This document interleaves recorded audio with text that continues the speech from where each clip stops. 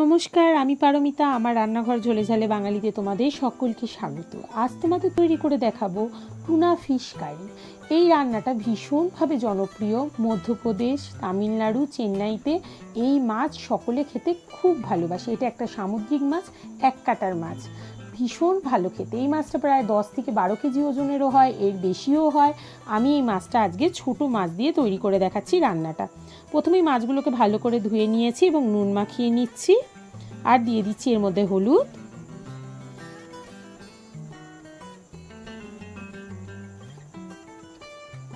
আর দিচ্ছি অল্প একটু লঙ্কা গুঁড়ো। এবার সব উপকরণ দিয়ে মাছটাকে খুব ভালো মতো ম্যারিনেট করে নিচ্ছি। মাছটা খেতে দারুণ লাগে। বাচ্চাদের তো ভীষণ কাঁটার মাছের প্রবলেম হয়, ওরা কাঁটা ছাড়িয়ে খেতে পারে না। এই মাছের স্কিনটা বাদ দিয়ে এক কাটার মাছ খেতে দারুণ লাগে। মাছের কাঁটাটা ভীষণ কম। এবার তেল খুব ভালো মতো গরম হয়ে গেছে, মাছগুলো আমি গরম তেলের মধ্যে দিয়ে দিচ্ছি। এক পিঠটা ভাজা হয়ে গেলে আর এক পিঠটাও উল্টে দিচ্ছি।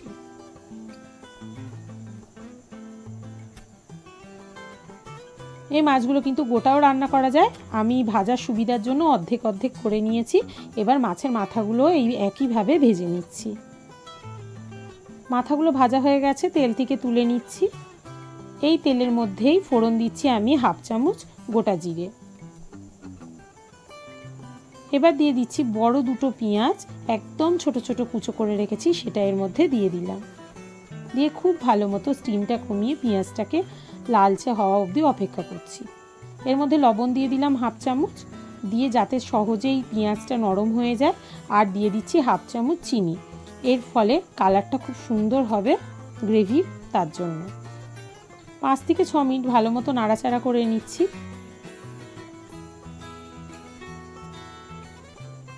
পেঁয়াজটা কিন্তু কালার চেঞ্জ হয়ে গেছে এবং অনেক নরম হয়ে গেছে। এর মধ্যে দিয়ে দিচ্ছি একটা বড় টমেটো, ছোট ছোট টুকরো করে রেখেছিলাম সেটা। খুব ভালো মতো টমেটোটাকে ভালো করে মিশিয়ে নিয়েছি। দেখেছো টমেটোটা গলে গেছে। এর মধ্যে দিয়ে দিচ্ছি বড় চামচের 2 চামচ আদা রসুন বাটা। খুব ভালো মতো মিশিয়ে নিচ্ছি এবং 3 থেকে 4 মিনিট খুব ভালো মতো রান্না করে নিচ্ছি, কারণ আদা রসুনের কাঁচা গন্ধ যেন গ্রেভিতে না থাকে।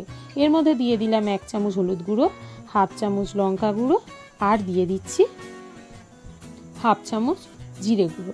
খুব ভালো মতো মিশিয়ে নেব। তার আগে দিয়ে দিচ্ছি 1/2 চামচ কাশ্মীরি রেড চিলি পাউডার। এবার সব মশলাগুলো গ্রেভির সাথে ভালো করে কষিয়ে নিতে হবে, যাতে কোনো রকম কাঁচা মশলার গন্ধ না থাকে। দেখো কালার চেঞ্জ হতে শুরু করে দিয়েছে। খুব ভালো মতো কষিয়ে নিয়েছি। দেখো তেল ছেড়ে দিয়েছে, পুরোপুরি মশলাটা কিন্তু রেডি হয়ে গেছে। এর মধ্যে দিয়ে দিচ্ছি 1 কাপ জল। তোমরা যে যেরকম গ্রেভিটা রাখতে চাও জলটার পরিমাণ কম বেশি করতে পারো। একটু অপেক্ষা করছি ফোটা অবধি, ঝোলটা যাতে ফুটে যায় তার জন্য। এখানে 2 কাঁচা লঙ্কা দিয়ে দিলাম। ঝোলটা ফুটতে শুরু করে দিয়েছে। এর মধ্যে দিয়ে দিচ্ছি ভেজে রাখা মাছগুলো। রান্নাটা করা খুব সহজ, খেতে দারুণ লাগে। আমার রান্নাগুলো তোমাদের ভালো লাগলে প্লিজ লাইক শেয়ার করো এবং নতুন বন্ধুরা অবশ্যই সাবস্ক্রাইব করো। আমার চ্যানেলের পাশে থেকো। কি দারুণ কালার হয়েছে দেখতে পাচ্ছ। এর মধ্যে দিয়ে দিলাম 1/2 চামচ গরম মশলা আর কিছুটা ধনেপাতা কুচি। খুব সহজেই রান্নাটা হয়ে যায়, খেতে অসাধারণ লাগে। মাছটা না খেলে মানে ভাবাই যায় না মাছটা কতটা সুন্দর। তাই ঝটপট বাড়িতে তৈরি করে ফেলো টুনা ফিশ কারি। বাচ্চাদের দিলে বাচ্চারা ভীষণ ভালোবাসবে খেতে, কারণ অল্প কাঁটার মাছ। নমস্কার, ভিডিওটা দেখার জন্য থ্যাংক ইউ।